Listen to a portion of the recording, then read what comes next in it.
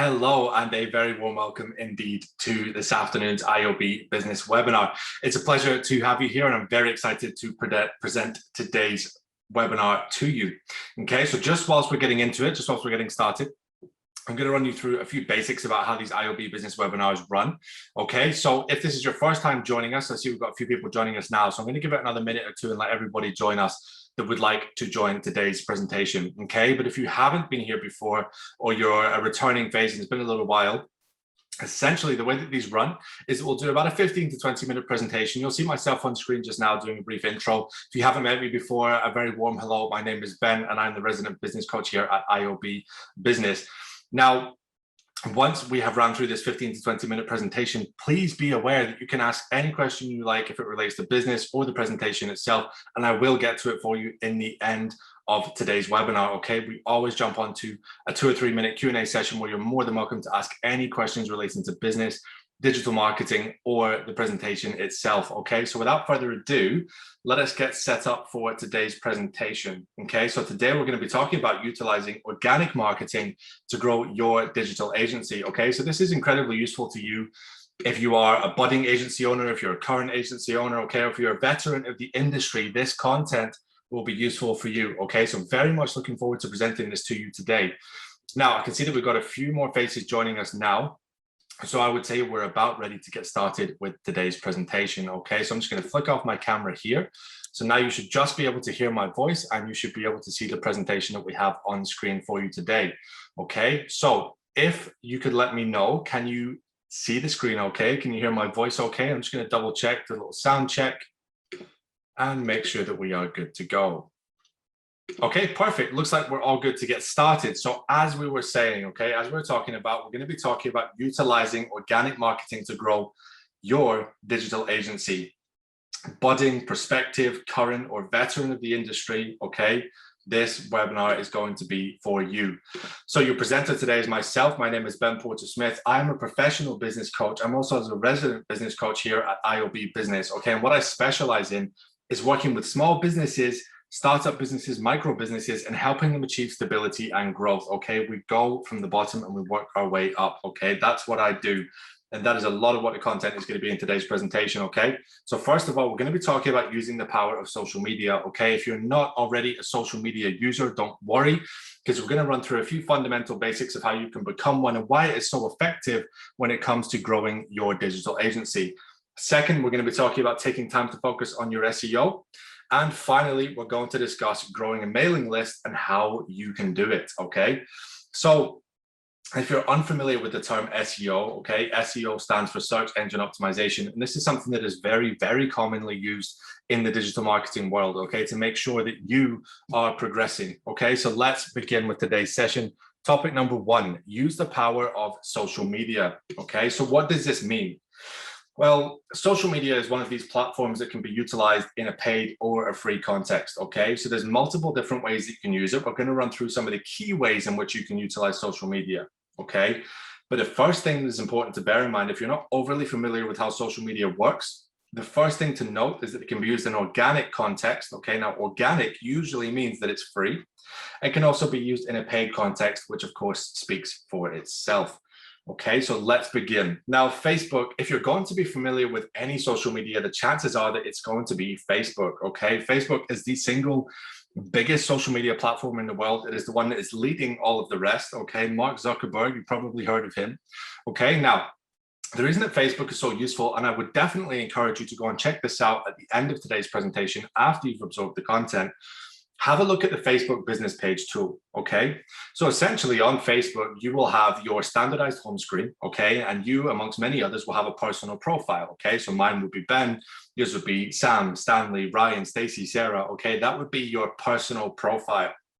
Now, if you were to develop an interest in opening up a business page, okay, you probably follow some of them as well, okay? So business pages can exist from any range of business, really. If we're talking about cafes, local eateries, we could go all the way to, local markets. We could talk about, iron welding firms, shoemakers, literally every type of reasonable business can be on Facebook, okay? Now, what Facebook allows you to do is build your own dedicated Facebook business page. And essentially what this does is it allows you to develop a following of sorts to interact with your business. Now, we're going to talk about how you can make the most out of this as we continue throughout today's webinar, okay? But it's important to note that by using a Facebook business page, you might be giving yourself that additional edge to let people know that you're there, that you exist, that you can continually grow your business, continually grow your following. And not only that, you can give them useful information about your business, and you can also share useful information that could personally be useful to them as well, okay, in the form of content. Now, especially in the digital marketing world, okay, it is one that can be complex. It's one that can be intimidating to those who don't know an awful lot about it, okay?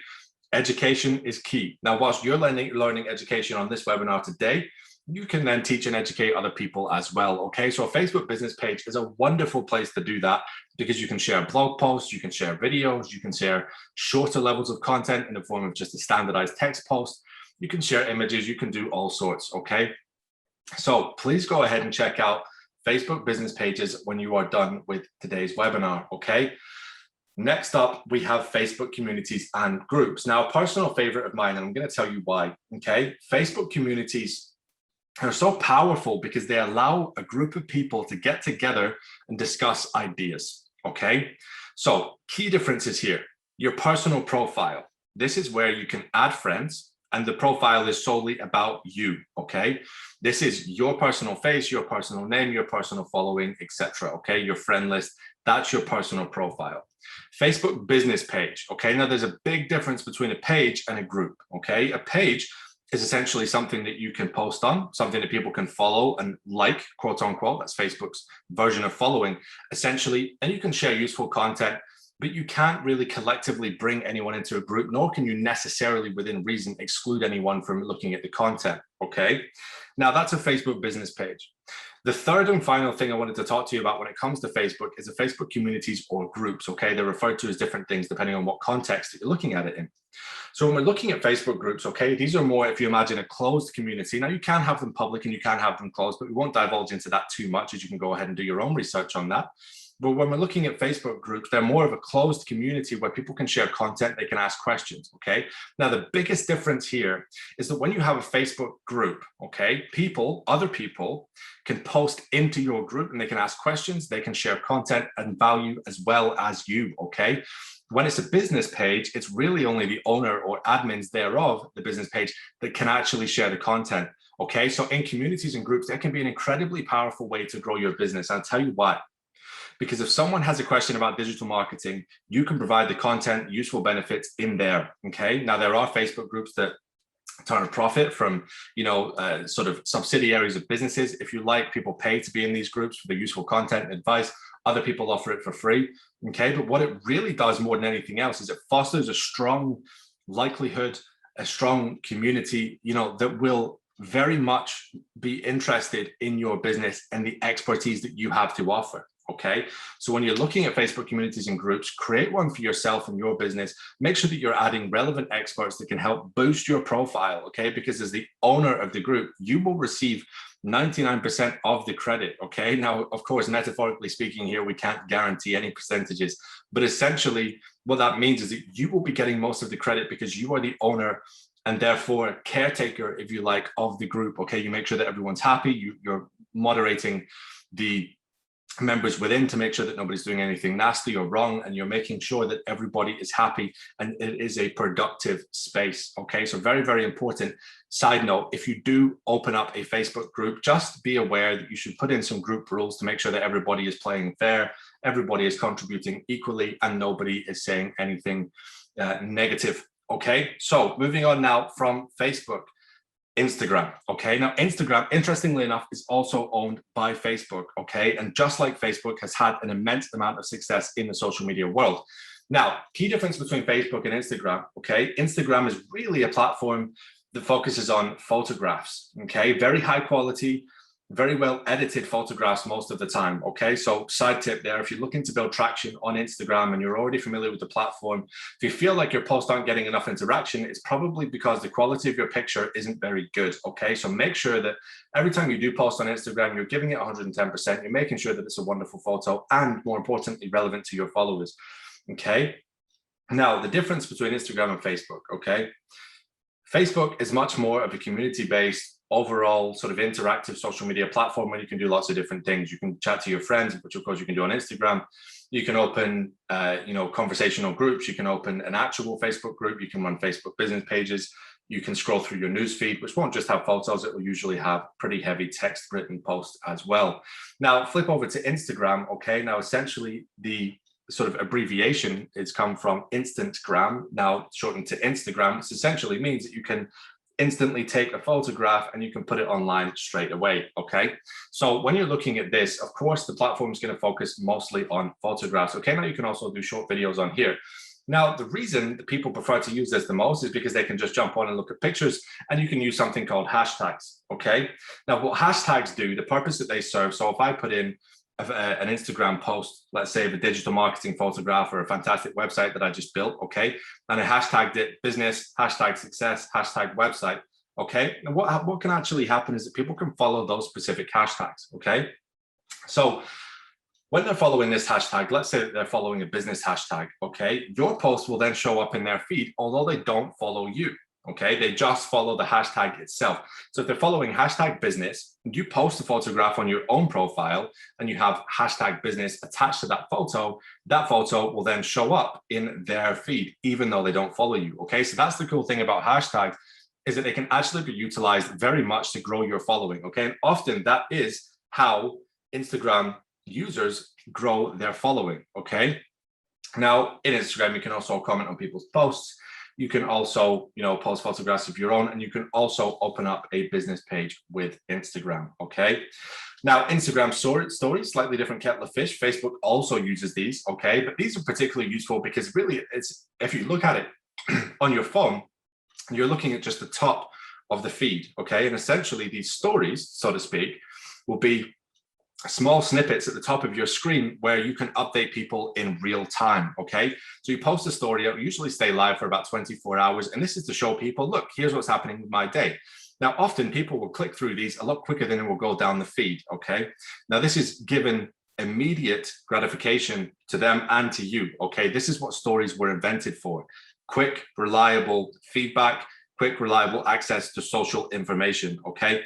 Instagram stories are something that people use an awful lot to build their following. Now, the next thing that you can look at as well is Instagram polls. Okay, now polls are essentially questions or surveys to say, well, which one do you like more? Okay, and what it does is it encourages an interactive platform for you and your users. Okay, so you can say, okay, well, what do you think of this website designer? Do you like this logo or that logo better? Okay, and people can vote on that poll, and that can bring a lot of interaction for you because it's a fun way to interact, and it feels like they're having a say in what you do with your business, and even a little bit sometimes in your decision making as well. Okay, whether that be true or not, it's a lovely way for them to interact with you. So now that we've covered Facebook, now that we've covered Instagram, I have one last social media platform to cover with you, okay, and that is Twitter. Now the biggest difference here between Facebook, Instagram, and Twitter is that Twitter will only allow you to post a certain length of post, okay? Now this is very, very limited, and it's actually quite small, okay? So you can jump onto Twitter, you can have a look and see what this actually means. But essentially, Twitter's designed just to give small snippets of text, okay? It's for quick updates. It's for, hey, here's what I'm thinking. Hey, here's what the business is thinking right now, okay? Now, if your tweet is particularly relevant or prominent, you can encourage something called a retweet, okay? So essentially, when someone retweets you, they're clicking a button to say, hey, this is cool information, share this with all my followers as well, okay? So if I, as Ben, went onto Sam's Twitter and I saw his tweet, okay, I could hit retweet, and then that would show Sam's post to all of Ben's followers, okay? That's essentially what that does. So when we're looking at potentially high engagement tweets, okay, that's when something is being retweeted time after time after time after time, okay? Because it can go like a chain reaction. I retweet Sam's tweet, then somebody else retweets mine, then somebody else retweets mine again. And it just goes down and down and down and down and down, and to the point where now Sam's tweet has gotten 10, 20, 30, 40, 50 retweets, or however many he ends up getting, okay? But every retweet has a bigger potential audience.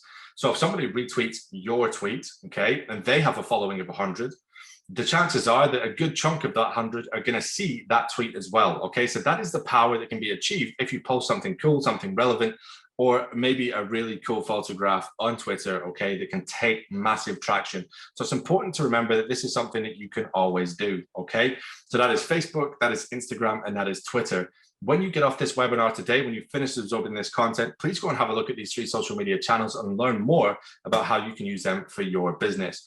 Okay, so let's move on now, okay? Taking time to focus on your SEO. So like we spoke about at the beginning of today's presentation, SEO stands for search engine optimization, okay? This is massive in the digital marketing world because it is such an effective tool to build long-term traction for digital agencies and many other businesses alike, okay? So first things first, ensure that your website has relevant and SEO-friendly content, okay? So if you are a prospective business owner, okay, prospective digital agency owner, or you are a current digital agency owner, or maybe you're a veteran of the industry, okay, the chances are that you will have a website of some form advertising the services.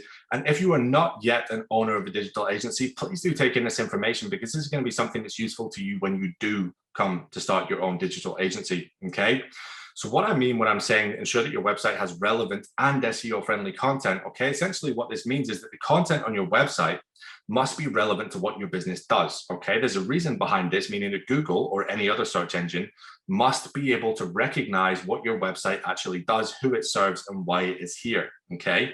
Now, if you're talking about cakes and bakeries on your digital marketing website, you're going to confuse Google, and Google's going to think that you're actually a cake and bakery business, but you are actually a digital agency business. So when I say that make sure your content is relevant, okay, speak about things that actually matter to your business, okay? You're talking about website development, you're talking about digital marketing tips, you're talking about algorithm updates on social media platforms, you're talking about the best ways to use Google, okay? There's all kinds of different ways that you can make sure that your content is relevant, but you have to absolutely make sure that it does actually make sense for your business to be posting this content, okay? Your website works just like any other platform in the sense that if the content is not relevant, it's not going to gain traction, okay? Now, the second thing we're talking about is SEO-friendly content here, okay? So there's certain parameters you need to hit when we're building pages on a website, okay, when we're filling in content. Now, when it comes to developing this kind of thing, we have to always make sure that our content is SEO friendly. So essentially what that means is that search engine optimization is going to assist us instead of work against us, okay? If our website is not SEO friendly, it's going to be more difficult to get seen on any search engine, okay? So the keywords here, search engine optimization, okay? Search engine is Google, Bing, Internet Explorer, Firefox. Your optimization, on the other hand, okay, is how well we can prove ourselves on this platform. How far up the rankings can we climb, okay? So when we're looking at SEO-friendly content, you need to make sure you're hitting things like minimum word count, okay? So generally on a page, Google usually likes to have around about, say, 2,000 words on a blog post, okay? Now the numbers can change depending on what type of website page it is. So make sure that you're looking at the most relevant word count and things like that for the specific type of page that you want to use, okay? Now there's other things like certain types of titles and headers that you must have in there. It doesn't hurt to have a high quality photograph in there that's relevant to what you do, and video content can also assist you as well, okay? So again, we won't divulge too much into SEO, but we're always happy to talk about it. So if you do have any questions, feel free to fire them over, okay? Second thing that you can do, okay, now we're looking at search engine optimization here. You'll be asking yourself the question, well, Ben, why are we looking at social media again, okay? Now we're doing this for a very, very good reason, okay? If you're regularly active on your social media, it will assist with your brand awareness massively, okay? Not only on your social media channels, because it'll be continual repetition for your customers and your prospective customers to see your face, your business, etc. What it will also do is help you stand out in Google, okay, and any other search engine. Now, this is particularly important because when we're looking at this context specifically, if someone were to type in the name of your business, okay, so let's just say Ben Media, okay. Now, if this was the name of my business, okay, what we'll be looking at is typing that into Google. Now, if I'm posting on Facebook constantly, who has one of the most prominent SEO standpoints in the world, okay? That would be Facebook. The biggest social media platform in the world today is Facebook. Of course, Facebook is going to have a very significant ranking when it comes to search engines such as Google, okay? So if you're looking at posting regularly on your social media, there's a very high chance that when someone looks for your business or looks for you on Google, you will appear with your social media posts, okay? So this is important to note and a very, very good tip for you to utilize, okay? So the next thing that you can do is you can look at using Google My Business, okay? So when you're looking at this platform, essentially what this is it's almost like a free business listing on Google itself, okay? Now, what you can do here is you can build a profile with the name of your business, the opening hours, your contact information like your email, your phone number. And when somebody types your business name or something similar to your business in the search engine, so let's say digital agency Nottingham or digital marketing Nottingham, something like that, you've got a much stronger chance of actually appearing on Google when someone is searching for that type of thing specifically.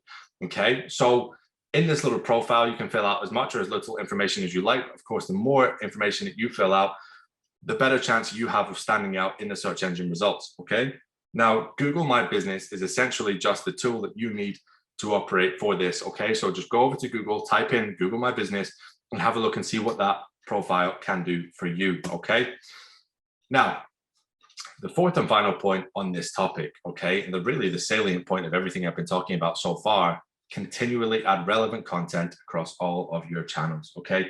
From everything I've said today, this is really the most important tip that I have for you, okay? If you're not adding relevant content on a regular basis, you've got every chance of falling into the abyss of every other agency, every other digital agency that has just went quiet and has started focusing on what it has instead of trying to build its business more and more and more and more. Okay, so make sure, please, you're always adding relevant content.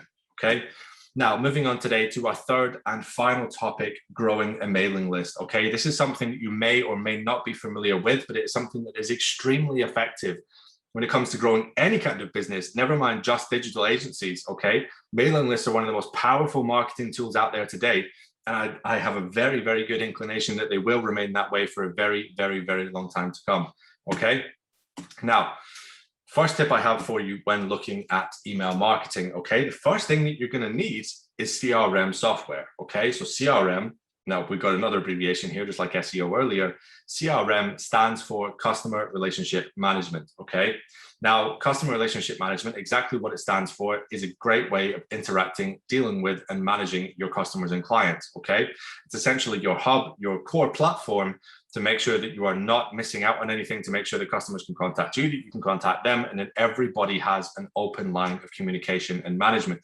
Okay, now CRM software essentially is just that. Okay, it allows you to send out emails, it allows you to build a database, it allows you to record sales reports, you can do all kinds of different things with CRM software. Okay, and for most businesses, this is an absolutely essential tool that they would not go without. Okay, so first thing that you can do, okay, well, how do we grow this mailing list? All right, so comparatively, when we're looking at social media, we're looking at mailing lists, we're looking at paid advertising, we're looking at SEO, blog writing, okay, all the different ways of marketing, okay? Email marketing still stands to be the most prominent one today, okay? Why? Because it's been going the longest, okay? Not only that, it is also a way of speaking directly to your customers without the noise, okay? You send an email, it lands directly in their inbox. When they open up that email, they're not looking at anything else, they don't have any distractions, okay? You're speaking directly to them. Now, the more advanced the email marketing gets, the more ability we have to get a bit more fancy with it, okay? So you can have a list of 100 people with 100 different names, but your email marketing software is intelligent enough that it can pick up on the first name of your contact and it can introduce your email to them as such. So it would say, good morning, Ben. Here is your news for today, okay? And it will send an email to David saying, good morning, David. Here's your news for today. But the actual content of the email will be the same across every single contact that it has been sent to. It can just change certain factors like the name, address, any other relevant information, okay? So one of the ways that you can build a mailing list is by introducing content to your audience. Now, essentially what this is doing, okay, if we're saying, I'm going to give you something valuable in exchange for your email address, this is what's called a lead magnet, okay? Now, the reason it's called a lead magnet is because if we look at, well, we're trying to gather somebody's interest, okay?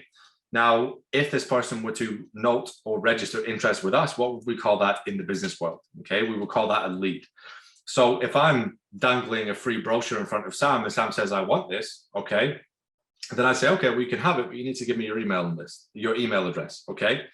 Now, what's happening in this moment is that Sam has now went from a completely cold prospect to a relatively warm lead, okay?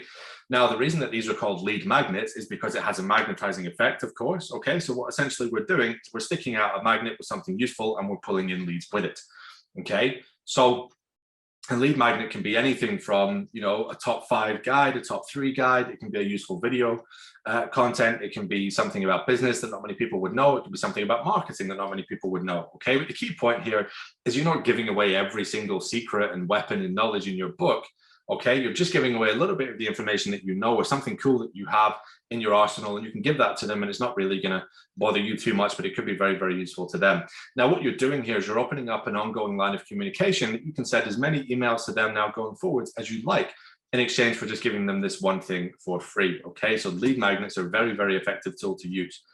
Now, second thing that you can do to make it relevant, okay, people don't like getting bombarded with emails. Okay, you yourself will know that you absolutely hate receiving countless emails for countless reasons, for countless different companies and this, that, the other thing. Okay, you don't really want to do that. So a good way to get around this is by introducing a monthly, weekly newsletter where you can introduce yourself to them to begin with, but then you can continually deliver valuable content straight to their inbox on a weekly or monthly basis. Okay, now if the newsletter is informative in one way or another and it's also appealing to them, chances are you're going to have a good amount of success. Now, you don't want to do it on every email, but from time to time you can encourage a free consultation, a free audit, something of value to you. Okay, but the overarching aim of email marketing is always to begin converting people who might not necessarily be interested in buying right now into buyers later down the line. Now, of course, once you have their email address, you can contact them as many times as you like, unless they block you or report spam, which we don't want. Okay, but for the most part, you can continually work with this prospect. Now, the key difference here is that if someone sees your Facebook ad, you don't really have any way of speaking to them or really ensuring that you see them again. You can do something called retargeting, remarketing, but that's a discussion for a different day. Okay. Now, when you have someone's email address, you can get in touch with them on a regular basis, just like a phone number, but less intrusive. Okay. So mailing lists allow you to stay in touch with current clients and prospects. Okay. Now, what this does is on an overall basis, okay, of growing your business, this gives you a better chance of getting a higher conversion rate, okay?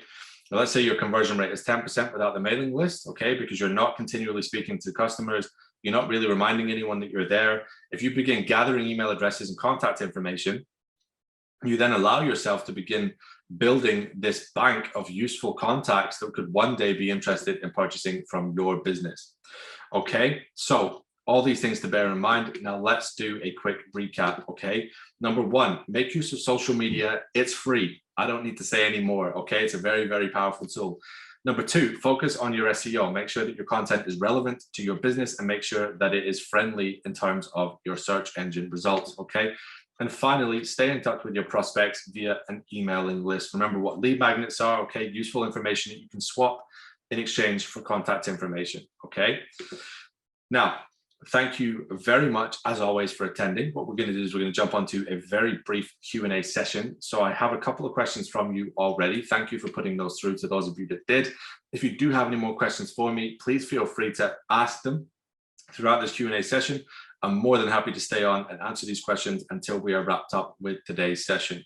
Okay, so if you would like to check out more about iOB Business, head over to iob-business.com to have a look at us and see more about what we do. Okay, so if you bear with me 1 second, I'm just going to pull up the questions that I have from today's presentation. Okay, fantastic. So I've got the first question here on lead magnets, and I thought I might get a question on this because it is a relatively unknown term still, lead magnet, even in the digital marketing world. Okay, so essentially someone has asked me, which type of lead magnet should I create for my business? Okay, so I'm going to go on this assumption that you're a digital marketing agency. Okay, now my piece of advice to you is to create a lead magnet that aligns with your skill set. Okay, it has to make sense for your content, then it has to be focused on something that you're great at. Okay, we can't really begin creating lead magnets if we're not giving something that we can actually do, that we're actually great at. Okay, we might struggle otherwise. So make sure that when you create a lead magnet that's actually relevant to your skill set. Okay, so let's say that you're a paid advertising specialist, you can create a lead magnet on top 3 ways to stop wasting your money online. Okay, now if someone absorbs that content, they're going to come to you with something regarding paid advertising.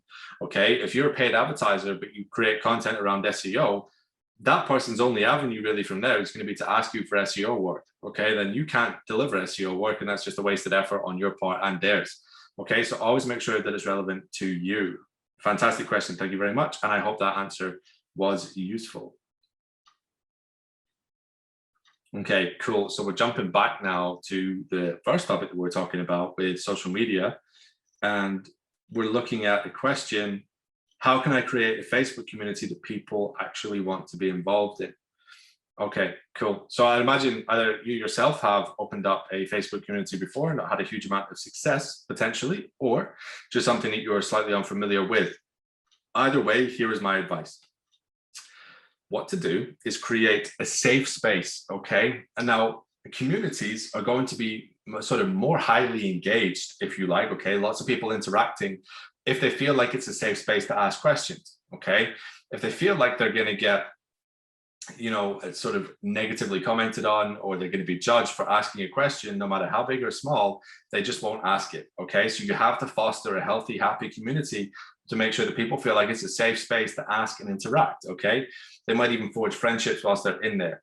And now if people enjoy the content, they enjoy being there because they feel like it's a friendly group where they can even build friends themselves, they're going to ask more questions, they're going to spend more time in the community, and they might even start contributing content themselves if they feel comfortable enough to do that. The main reason that most of us would happily share content is because we feel comfortable and confident in doing so, either because it's a safe space and you know that you will not be judged or negatively impacted by doing so, or that you are so confident in the skill set that you have that you're more than happy to continually share it. Now, if somebody doesn't have the latter, they will need the former. Okay, so always, always, always focus on creating a safe space when opening up a Facebook community. As always, I hope that that answer was useful, and I hope that it answered your question. Okay, so just give me 1 second. I'm going to go ahead and check if we have any more questions from today's presentation. And I think that looks like that is us for today's session. Okay, so once again, a huge thank you for taking the time to watch this webinar today, and I very much look forward to seeing you again 2 weeks from now at the same time. All right, take care and bye for now.